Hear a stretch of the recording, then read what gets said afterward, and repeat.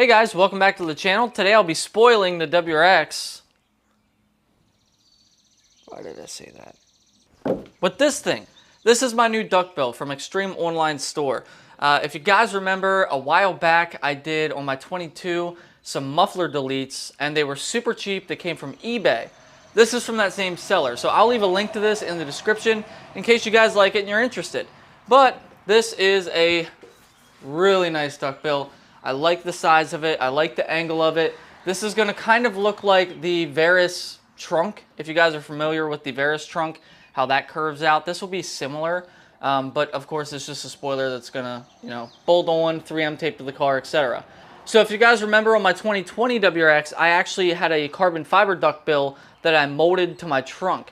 This one is pretty much the exact same spoiler as that, except I opted to not get the carbon one. Now these are very cheap. They're on eBay, and for the price of this, I was very surprised. Now you're wondering, well, if it comes in a flat black or a carbon fiber finish, how is yours gloss black? Well, I'll show you. It's a real simple process. All I did was I took a red Scotch-Brite pad, I scuffed it all up, I used some wax and grease remover, and I cleaned the thing off really well, and then I mixed up my paint. I shot some adhesion promoter onto the product, and then I just use a black PPG automotive base coat. This is just a straight black, no metallic or anything, so hopefully it'll look okay on the car, but this is not perfect paint match. This is just a solid black. And then of course I'm hitting it with some 2K clear coat. This is Shopline JC620 from PPG. And the reason I painted it was I didn't want a flat black spoiler on my car, and it comes in primer for a reason, so that it's ready for paint and ready to be paint matched. And the carbon fiber one's actually way cheaper than I thought it would be. I think that one came in around $250, and this one comes in a little over $100 in the flat black. So if you like flat black, you can just roll with the primer on there, or you could paint it. But I'm done talking about the spoiler because it is so hot outside today. It's a high of 99 degrees today, and it is climbing fast. So I'm trying to get this thing done. We're going to pull the stock spoiler off. We're going to put this one on. Unfortunately, this one did not come with any 3M tape or anything really. It came with a little bracket and two Allen key like set screws, basically like little studs you would screw in there, and two nuts. Hopefully this isn't too overexposed for you guys. This camera that I'm using is garbage. I really need to get a new camera. The aperture is broken in it, so I have to have really good lighting to be able to film, and if I have really bad lighting, you can't see anything. But then if I have too good of lighting, like right now when the sun is literally baking on me, I probably am glowing right now. I really hope I'm not. But so all we have to do, there's a bunch of pop clips in here. We're going to remove all those, pull our liner down, and then I'll show you where to go from there.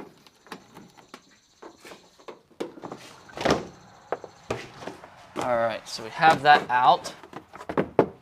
It's going to be kind of hard to show you this on video because of my camera acting up, but there is two 8mm bolts that go through right here and right here. These last two square holes, you can just go straight up with an 8mm. I'm probably going to use a deep socket, or you can use a shallow socket with an extension, and we can pull those out. Uh-oh. Oh no. Hopefully you guys don't come across this problem. Basically, there's like a nut inside the spoiler and it's spinning. So that is not going to come out. I hope this one doesn't do the same thing.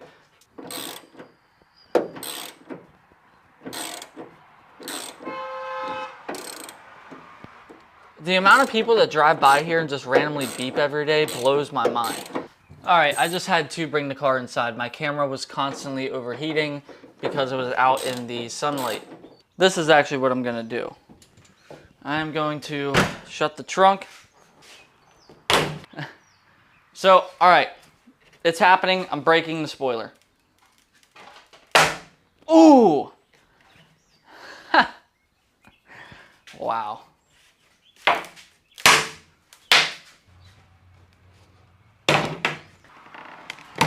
Ah! There it is. There's our culprit. So as I'm spinning that nut on the inside, it's spinning this. It basically broke on the inside of the spoiler, and there's no easy way to fix that without pretty much doing what I just did. But I'm just going to grab onto this with some vice grips now and then go on the inside and take the bolt out the rest of the way. Alright, so I've wiped down the spoiler with some isopropyl alcohol, got it nice and clean for the 3M tape to stick. And then I just went around all these holes with 3M tape. That way water doesn't get into them. This is a really skinny 3M tape that I'm using. I don't know where I got it from. It probably came with something that I had on one of my vehicles and I just didn't need it. So I had some extra laying around. A lot of the stuff that you order that comes with 3M tape comes with an excessive amount, and I was very surprised to see that this didn't come with any.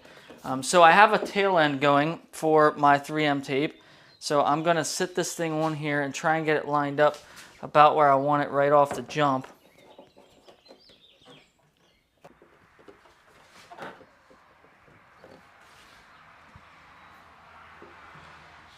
Now I'm peeling my 3M tape and pressing down.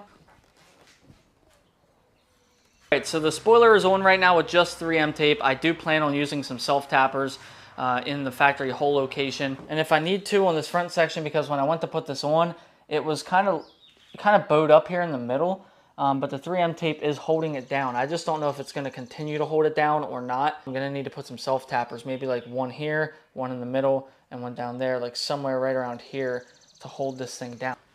Overall, it looks good. The only major issue that I have is whoever repainted this trunk didn't take the spoiler off when they did it. So there's a nice magnetite gray underneath there, and this doesn't cover that. I didn't even consider that until I cleaned it up and went to put this on.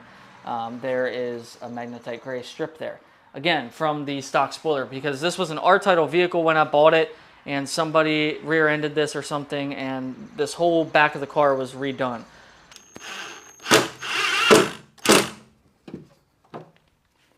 All right, so in the factory locations where the bolts were, I put 2 self-tap screws, one on each side, up in that corner.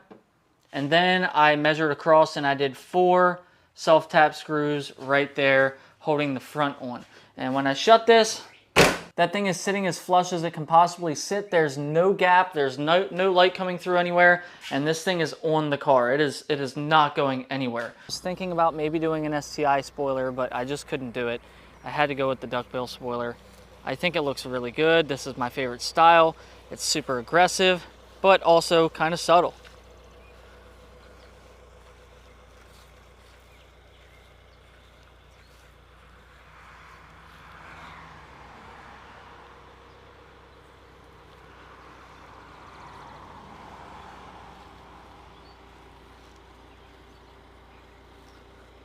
And fortunately, out here in the sun with all the reflections, you really can't tell that much that it's a different color underneath that spoiler, that little strip. You can't really see it. It just kind of gets hidden.